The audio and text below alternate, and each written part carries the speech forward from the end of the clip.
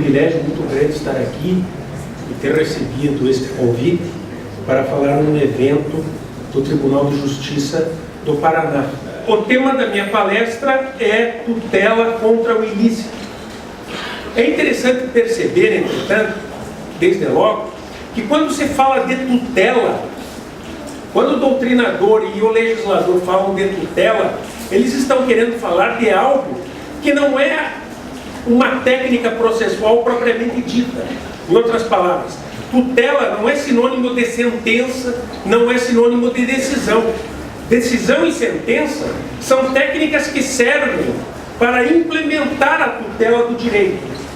De modo que nós podemos pensar nas tutelas finais, considerando a tutela pelo equivalente monetário ao valor da lesão, que é a tutela preferida por todos, né? E a mais utilizada na prática forense, a tutela pelo equivalente ao valor do dano, ou a tutela pelo equivalente ao valor da prestação obrigacional inadimplida. Obrigado. Ministro Cristina, nós tínhamos combinado de me emprestar o Código de Processo Civil. Excelência nem precisa.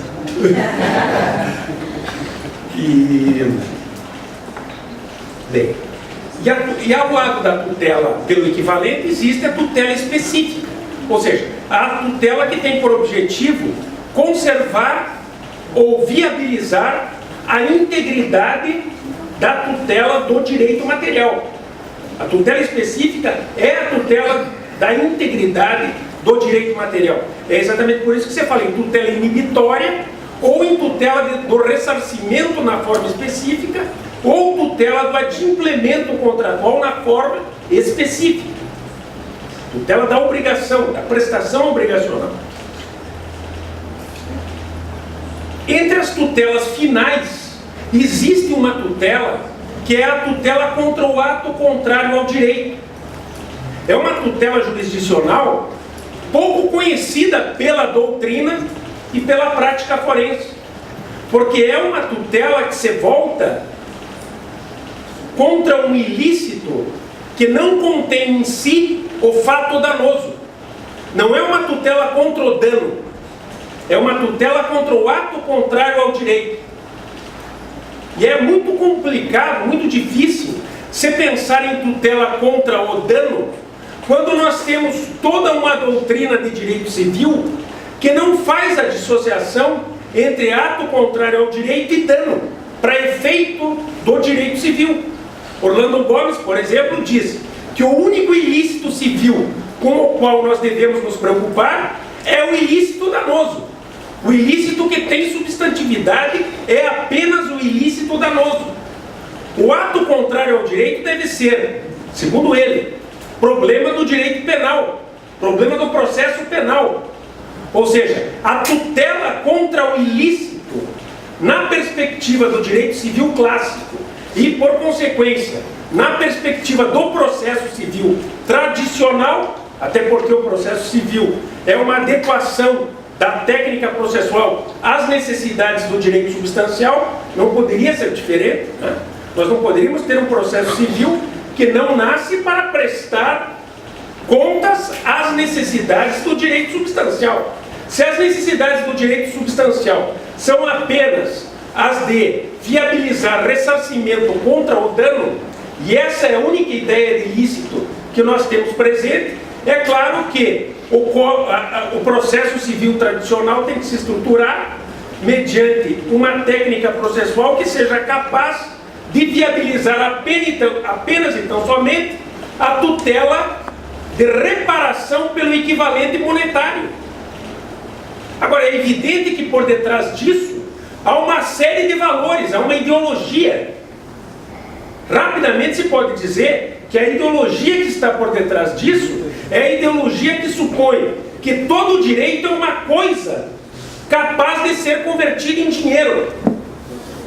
A época em que o processo civil foi forjado por Chiovenda, no final do século XIX e no início do século XX, a filosofia que inspirava os processualistas e os juristas em geral era a filosofia liberal do final do século XIX.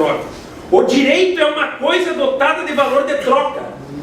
A jurisdição somente pode atuar para repristinar os mecanismos de mercado. Ela não pode atuar para inibir alguém de praticar um ato contrário ao direito. Diziam expressamente os juristas da época, os juristas italianos, porque isso seria um atentado contra a liberdade. Isso seria um atentado contra a liberdade. Todos nós sabemos que o Código Civil francês de 1806 eliminou a possibilidade do juiz atuar sobre a vontade do devedor para garantir o implemento específico da prestação obrigacional, tornando a tutela do contrato, que já era prestada na época do direito romano, em tutela pelo equivalente ao valor da lesão mais juros. Isso está no Código Napoleão, no Código Civil de 1806. Mas por detrás disso, obviamente, existiam valores, ou seja, existia uma ideologia. Não há como não se perceber essa ideologia quando você olha, então, para aquilo que nós pretendemos hoje. Porque hoje nós deixamos de lado, temos que deixar de lado a tutela contra o dano, para passar a trabalhar também com uma tutela do ilícito civil, que se resume simplesmente em ato contrário ao direito. Agora vocês vão me dizer, mas por quê? Qual é o problema? Por que agora eu tenho que tutelar contra o ato contrário ao direito que não produz dano? Basicamente, porque os direitos fundamentais hoje têm outra estrutura e substância. Ou seja, hoje os direitos fundamentais não são mais direitos de garantia apenas da propriedade e da liberdade. Os direitos fundamentais são imprescindíveis para a proteção de direitos fundamentais para uma organização social justa. O problema é que os juristas perceberam que para uma organização social justa, todo direito fundamental precisa de prestações do executivo, do legislativo e do judiciário. Ou seja, os direitos fundamentais somente são implementados para viabilizar uma sociedade justa quando os direitos fundamentais contam com prestações do governo, prestações fáticas, prestações jurisdicionais do Estado, ou prestações normativas. E isso é fundamental compreender. O Estado deve norma para proteger os direitos fundamentais. O Código de Defesa do Consumidor é um exemplo claro disso. O Código de Defesa do Consumidor é um código que tem por objetivo tutelar o direito fundamental do consumidor. Ele não existe porque o legislador é bonzinho, ou porque o legislador quis. Na verdade, aí não importa o querer do legislador. Aí o legislador está vinculado ao direito fundamental. Ele tem obrigação de criar a norma para proteger o direito fundamental, a saúde, o direito fundamental do consumidor, o direito fundamental ao meio ambiente e assim por diante. O problema é que quando o legislador edita normas para tutelar o direito fundamental, ele sempre impõe condutas positivas ou negativas. Ou seja, ele pode dizer, é proibido construir a tantos metros do rio. Conduta de não fazer. Ou é necessário utilizar o mecanismo tecnológico X para o posto de gasolina funcionar. Conduta de fazer. São normas que definem condutas de fazer imprescindíveis para a proteção do direito do consumidor, do direito do meio ambiente, do direito ambiental. O mesmo ocorre com o direito do consumidor, com o direito à saúde e assim por diante.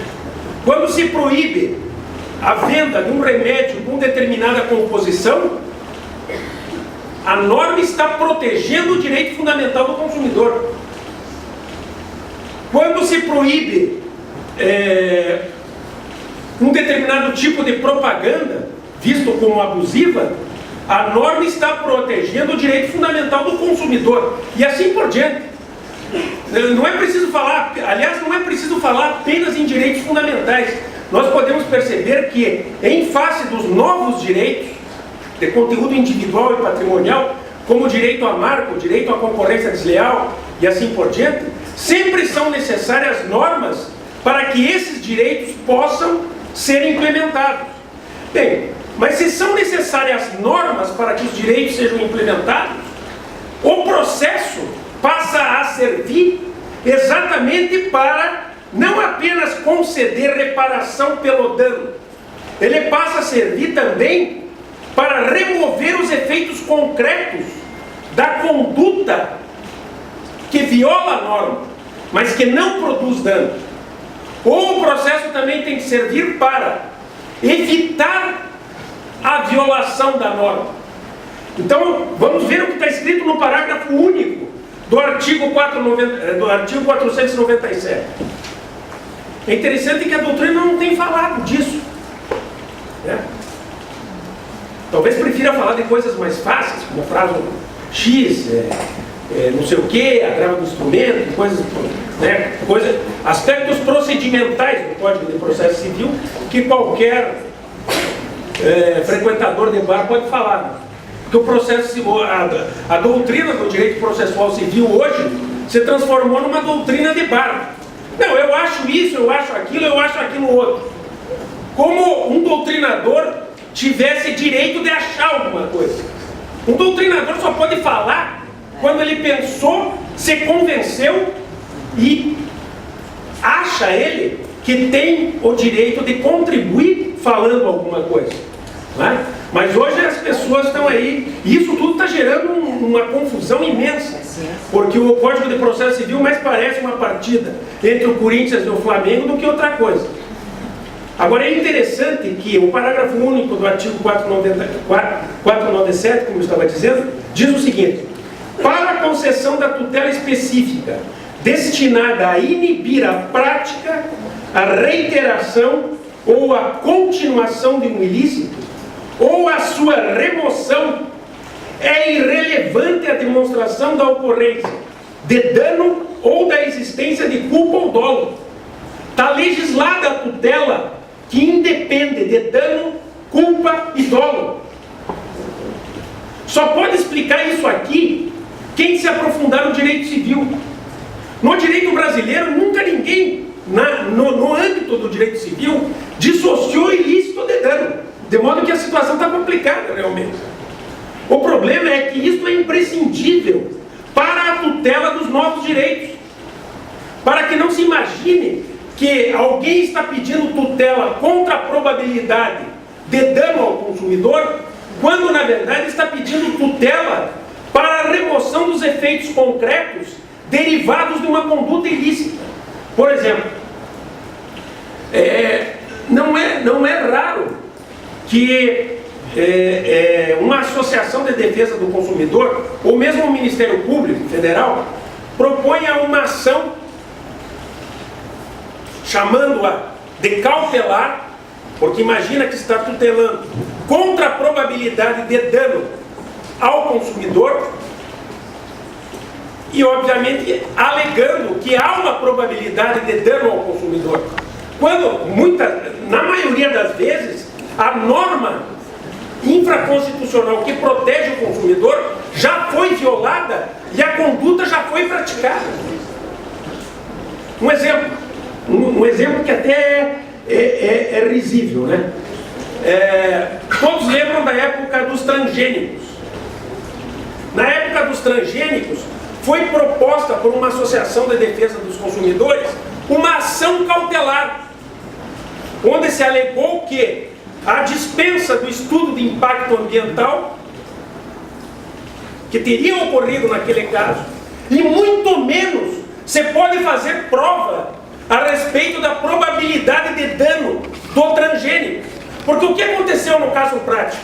Foi proposta a ação cautelar, o juiz indeferiu a liminar sob o argumento de que a probabilidade do dano não estaria evidenciada, a ação principal foi proposta, determinou-se uma perícia caríssima para se chegar à conclusão de se o transgênico causa ou não impacto ao meio ambiente e à saúde. A prova pericial está sendo feita, ou foi feita e ninguém ainda apreciou, por um privado, um sujeito que não se sabe quem é, e que obviamente deve ter sido muito bem pago pelos produtores de semente, talvez, ou os produtores de semente devem ter tido, no mínimo, um bom assistente técnico, né? Quando na realidade a prova não poderia ser feita, porque essa é uma demanda voltada contra o ato contrário ao direito. Qual é o ato contrário ao direito? É não fazer o estudo de impacto ambiental. Na demanda voltada contra o ato contrário ao direito, a cognição judicial se resume a saber se foi ou não violada a norma. Ou seja, o autor não pode pedir a produção de prova, nem o réu pode contestar a demanda, alegando que, apesar da violação da norma, a conduta não vai gerar dano. Imagine, se o réu pudesse contestar toda e qualquer demanda, depois de ter violado uma norma, alegando que a conduta praticada, apesar de proibida pela norma, não gera dano, a atividade legislativa não serviria para nada. E além disso, os direitos fundamentais não poderiam ser tutelados por norma. É exatamente por isso que, no Estado contemporâneo, é imprescindível uma ação voltada apenas contra o ato contrário ao direito, ou seja, contra a conduta que viola a norma. Se uma farmácia, se um supermercado tem nas suas prateleiras produtos com composição proibida por lei, a tutela a ser requerida, como diz aqui o parágrafo único, é possível pedir a remoção, né, do ilícito. O que se quer dizer com remoção? O ilícito é um abstrato. O que se quer dizer com remoção? A remoção dos efeitos concretos deixados pela conduta ilícita.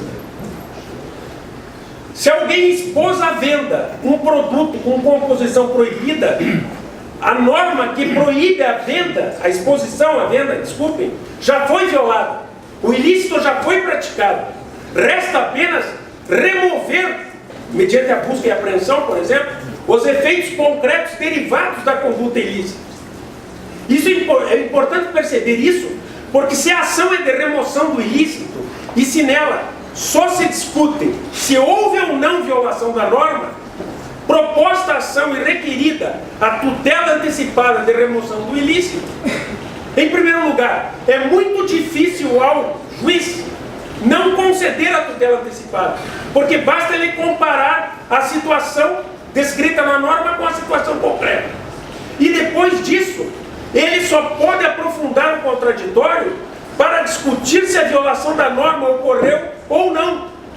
O juiz não pode investigar o dano que pode ser ocasionado pela conduta que violou a norma, sob pena de o perito estar substituindo a atividade do executivo, que estudou por anos e propôs o projeto de lei que se transformou em lei no Congresso e foi discutido no Parlamento, que afinal de contas é aquele que, bem ou mal, representa o povo, né?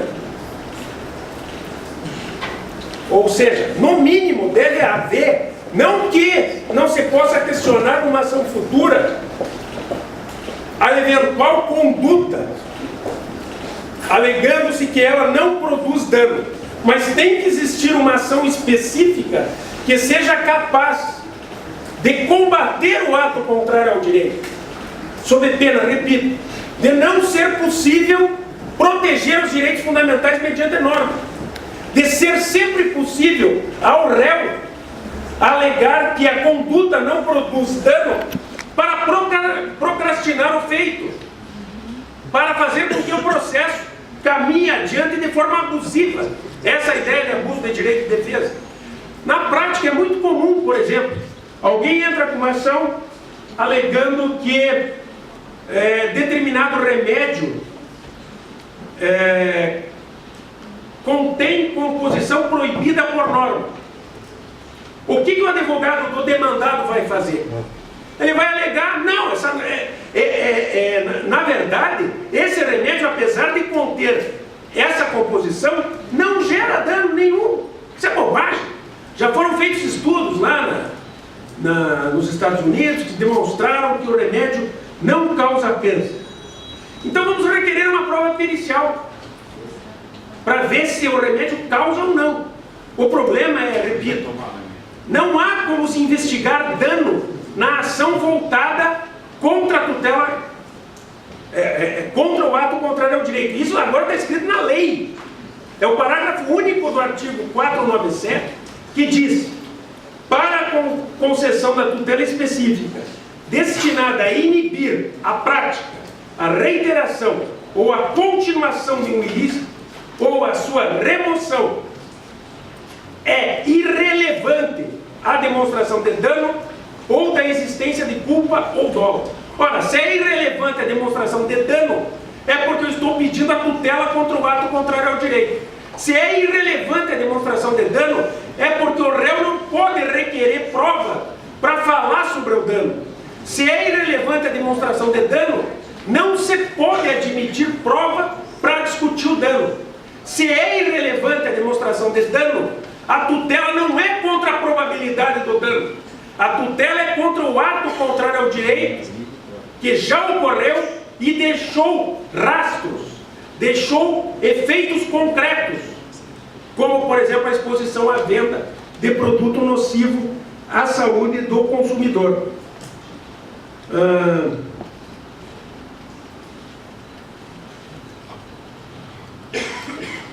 Nós temos dois tipos de tutela contra o ilícito: a tutela inibitória e a tutela de remoção do ilícito.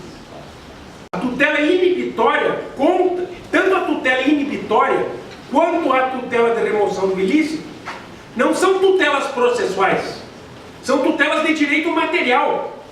É o Código Civil e a Constituição que garante ao jurisdicionado o direito à tutela inibitória e à tutela de remoção do ilícito. Não é o Código de Processo Civil. O Código de Processo Civil nem precisaria falar isso aqui. Ele só fala para esclarecer. O que o Código de Processo Civil tem que fazer é estruturar técnicas processuais idôneas para permitir o alcance com efetividade da tutela inibitória e da tutela de remoção do ilícito, sob pena de omissão inconstitucional. Pois bem, o artigo 536 do Código de Processo Civil de 2015 fala na tutela específica prestada mediante fazer ou não fazer, né? A semelhança do artigo 461. Ora, esse artigo 536 dá ao juiz o poder de ordenar um não fazer ou um fazer sob pena de multa, ou ainda de determinar na dicção do artigo 536 uma medida de execução necessária para o alcance da tutela específica. Essas medidas são aquelas exemplificadas no artigo 536, parágrafo 1º do artigo 536. Para atender ao disposto no caput, ou seja, o caput fala da possibilidade do juiz conceder a tutela específica. O juiz poderá determinar, entre outras medidas, a imposição de multa, a busca e apreensão, a remoção de pessoas e coisas, o desfazimento de obras e o impedimento de atividade nociva, podendo, caso necessário, requisitar o auxílio de força policial. De modo que o artigo 536 contém um instrumental técnico processual capaz de viabilizar a construção da ação adequada ao alcance da tutela inibitória e da tutela de remoção do ilícito. Fala-se claramente aqui em multa e em busca e apreensão, por exemplo. E é claro que também não há como se esquecer. O parágrafo 1º diz que o juiz pode determinar, entre outras medidas, a imposição. De modo que ele pode, de acordo com as circunstâncias do caso concreto, determinar a medida que seja idônea à tutela do direito, ainda que não prevista na lei. Rompe-se com o princípio da tipicidade dos meios executivos. Além disso, o artigo 300 do Código de Processo Civil, que fala da tutela antecipada urgente, da tutela cautelar urgente, viabilizam uma tutela inibitória ou uma tutela de remoção do ilícito antecipadas, quando presente a urgência. Ou seja, quando presente a impossibilidade da espera do tempo para a finalização do processo.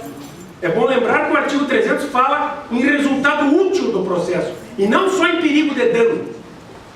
A tutela antecipada, nesse caso, não é concedida com base em probabilidade de dano. A tutela antecipada é concedida com base em probabilidade de ato contrário ao direito, para a tutela inibitória, ou com base em probabilidade de já ter ocorrido um ato contrário ao direito. Isso enxuga sobremaneira o processo. O juiz não tem que olhar para a probabilidade de dano ao consumidor. O juiz tem que olhar para a prática da conduta contrária à norma que protege o consumidor. É muito mais simples. A discussão é muito mais simples. É muito mais clara e muito mais objetiva.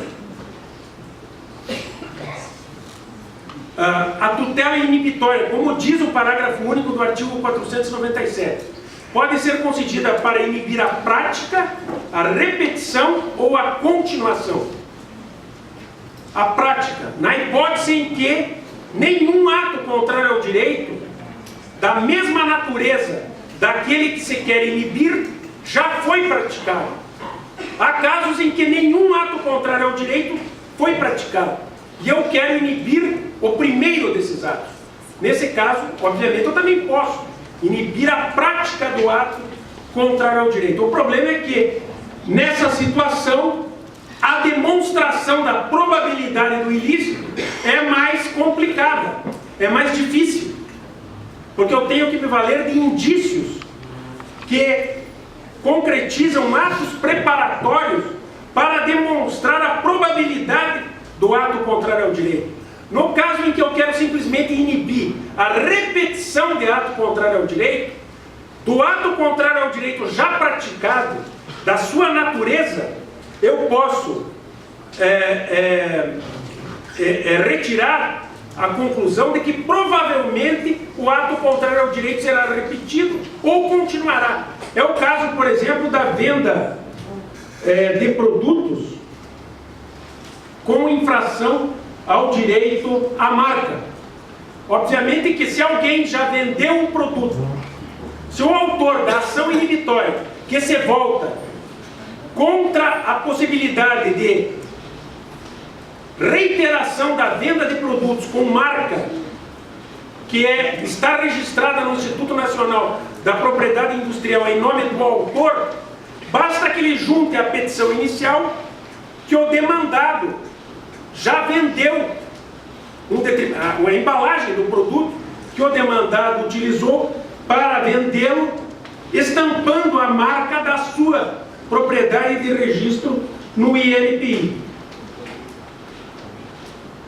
A tutela voltada à inibição da continuação do ilícito é, na realidade, a tutela voltada à inibição da atividade ilícita. É o caso, por exemplo, da poluição ambiental. A tutela voltada à continuação da poluição ambiental recai na terceira hipótese de tutela inibitória, tutela contra a continuação do ilícito. Mas não há como se pensar, não há como se enganar que a tutela voltada contra a repetição e contra a continuação é uma tutela também preventiva, não é uma tutela repressiva. Não é preventiva apenas a tutela que inibe a prática do primeiro ilícito.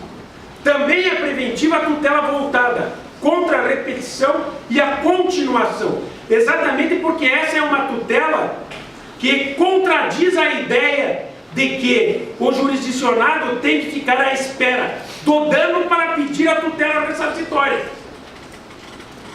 Eu previno, evitando o dano,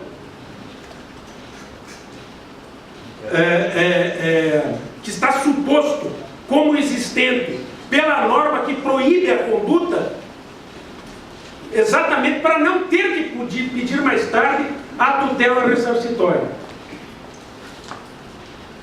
Já a tutela de remoção do ilícito é a tutela que parte do pressuposto que ato contrário ao direito já ocorreu. Não que ele vai continuar ou se repetir, ele já ocorreu. Mas os seus efeitos concretos perduram no tempo. Como é o caso da exposição à venda de produto nocivo à saúde do consumidor. Se nós voltarmos à ideia de que só há tutela contra o dano, na verdade, não haveria como você ter uma ação coletiva em que o Ministério Público ou a Associação de Defesa do Consumidor pede tutela jurisdicional para apreender o produto que contém a composição nociva. Porque essa não seria, na realidade, bem vistas as coisas, uma tutela contra o dano, nem contra a probabilidade do dano. O problema é que o advogado ou o membro do Ministério Público, se a ação é proposta pelo Ministério Público, tem que contornar as coisas. Tem que dizer ao juiz, não, eu temo que seja ocasionado um dano ao consumidor. Mas na verdade não é isso, na realidade, que está a acontecer. O que ocorreu é um ato contrário ao direito que exige pronta tutela. Bem, o artigo 497 prevê então a tutela inibitória contra a prática, a repetição e a continuação, e também a tutela de remoção do ilícito. E ainda deixa claro, no final, também é irrelevante a demonstração da culpa ou do dolo, ou seja, do elemento subjetivo, para a imputação ressarcitória. Para que serve culpa e dolo, afinal de contas? Culpa e dolo só serve enquanto critério de imputação da sanção ressarcitória. Se alguém violou uma norma, pouco importa saber se ele violou por culpa ou por dolo.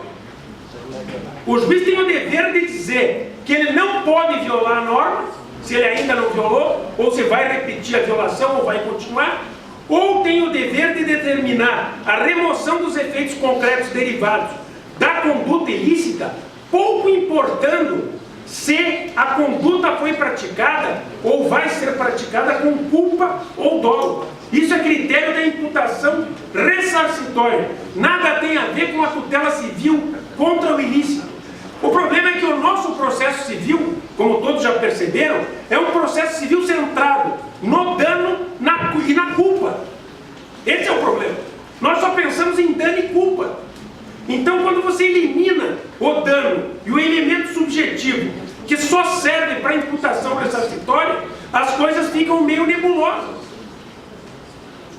Sucede que, para a tutela civil dos novos direitos, para a tutela civil dos direitos difusos e coletivos, é imprescindível a tutela inibitória e a tutela de remoção do ilícito. Ela nunca foi claramente expressa no Código de Processo Civil, como todos sabem. Embora teoricamente sim. Hoje nós temos a oportunidade, até porque, embora teoricamente se falasse em tutela inibitória e tutela de remoção, não eram poucas as ações inibitórias cujas petições iniciais muitas vezes eram indeferidas liminarmente, sob o argumento de que não há tutela sem dano. Hoje então está positivado aqui no parágrafo único que há direito do jurisdicionado de pedir uma tutela sem dano e culpa ou dolo. O interessante agora, para nós adentrarmos, sairmos das tutelas finais e adentrarmos um pouco rapidamente na tutela de cognição sumária, é que entre as tutelas de cognição sumária, a tutela cautelar, a tutela antecipada e a tutela da evidência, nós temos, como eu já disse, a possibilidade de requerer tutela de urgência antecipada para viabilizar a tutela de remoção na forma efetiva ou a tutela de inibição na forma efetiva. Mas temos ainda uma outra técnica processual muito interessante que se confunde às vezes com a tutela da evidência, que é a tutela implementada, se confunde no direito italiano até hoje, mas que foi implementada pelo julgamento antecipado parcial do mérito. No artigo 356. O artigo 356 do novo Código fala em julgamento antecipado parcial do mérito. Na verdade, a técnica do julgamento antecipado parcial do mérito supõe não contestação ou desnecessidade de produção de prova em relação à parcela do mérito que se tornou incontrovertida num processo que tem que ir adiante para a elucidação da outra parcela do mérito. É o caso típico de tutela inibitória cumulada com tutela ressarcitória. Para pegar um caso que não é de direito difuso, concorrência desleal. Uma empresa de cigarro divulga outdoors ou propagandas em revistas que configuram nítida concorrência desleal. A empresa afetada pela concorrência desleal tem o direito de pedir a apreensão das revistas, pedir a remoção dos outdoors, sem falar em probabilidade de dano, dizendo que isso viola a concorrência desleal. É ato contrário ao direito. Tem o direito de pedir também tutela inibitória para que o juiz ordene que novas revistas, que novas propagandas, melhor, não sejam inseridas em outras revistas a ser divulgadas. Ou seja, aí há direito claro à tutela inibitória e à tutela de remoção do ilícito, que independe de dano e de culpa. Mas ainda é possível que o autor queira desde logo pedir tutela de ressarcimento pelo dano provocado pela concorrência desleal. De modo que alguém pode cumular pedido de tutela inibitória, pedido de tutela de remoção do ilícito, com pedido de tutela ressarcitória pelo equivalente ao valor do dano. Logo no curso do processo, logo no início do curso do processo, uma vez apresentada a contestação, no momento oportuno para a decisão de organização e saneamento do processo, no momento oportuno para o saneamento do processo, o juiz tem condições de concluir se há alguma controvérsia a respeito da violação à concorrência desleal por parte dos atos praticados pelo demandado. Mas certamente pode não ter elementos para conceder a tutela ressarcitória. Num caso como esse é um caso típico de julgamento antecipado de parcela do mérito, ou de dois dos pedidos cumulados, deixando-se o pedido de ressarcimento para um momento final. Em todos os casos em que um pedido pode ser fracionado, de modo que parcela dele está incontrovertida e outra parcela tem que ser demonstrada por prova, ou de 3 pedidos ou de 2 pedidos, um ou dois estão evidenciados e outro faz com que o processo caminhe adiante para o esclarecimento da matéria fática que lhe pertine, é imprescindível, em nome do direito à duração razoável do processo, a fragmentação do julgamento do mérito e, portanto, o julgamento antecipado de parcela do mérito. Isso é imprescindível justamente, na verdade, isso é uma técnica que foi colocada no Código de Processo Civil em resposta ao direito fundamental à duração razoável do processo. Não há racionalidade em se estimular a acumulação de pedidos. A doutrina processual tradicional diz que a acumulação dos pedidos é muito bem-vinda em nome da economia processual. Mas não haveria racionalidade em estimular a acumulação e depois não permitir a tutela pronta do direito incontrovertido, quando apenas um dos pedidos exige prova para ser esclarecido e solucionado. Isso seria dar com uma mão e tirar com a outra. É o que nós temos até hoje. É com o que nós vivemos, afinal. Enfim, é assim. O nosso sistema é assim. Jamais foi possível a cisão do julgamento do mérito. Em termos teóricos, jamais foi possível, porque Chiovenda, em 1904, disse: não se pode cindir o julgamento do mérito. O mérito vale aí o princípio da unidade e da unicidade do julgamento. O mérito tem que ser julgado no final do processo, numa única vez, justamente porque ele supunha que o processo seria célere e seria forjado sob o manto do princípio da oralidade. Ora, se o réu é citado para a audiência e na audiência são esclarecidos os fatos, não há, obviamente, sentido na fragmentação do julgamento dos pedidos ou do mérito. Agora, como nós sabemos que oralidade é coisa para inglês ver, não funciona em nenhum lugar do mundo. Oralidade não funciona. Oralidade pura não funciona. O processo sempre vai demorar para a elucidação de um dos pedidos ou de parcela do pedido, em detrimento daqueles que foram evidenciados. De modo que esses têm que ser resolvidos mediante julgamento antecipado de parcela do pedido, exatamente na esteira da ideia da tutela de evidência. Bom, era isto que eu gostaria de trazer a respeito desse tema. É um tema importante, é um tema sobre o qual a doutrina vem falando um pouco, mas ele é muito mais relevante e muito mais difícil do que o tema da tutela antecipada. Porque a tutela antecipada é uma técnica de tutela dos direitos. A tutela inibitória e a tutela de remoção é uma tutela do direito. E não apenas uma técnica para a antecipação da tutela do direito. Aliás, quem não sabe o que é tutela do direito, não pode pensar em técnica de antecipação da tutela final.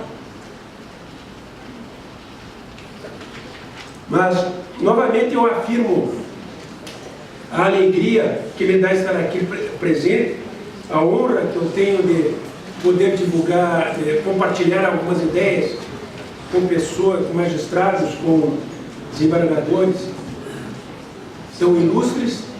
Agradeço novamente o convite que me foi formulado, cumprimento o desembargador Eugênio e o presidente Paulo Vasconcelos por esse magnífico evento. Muito obrigado.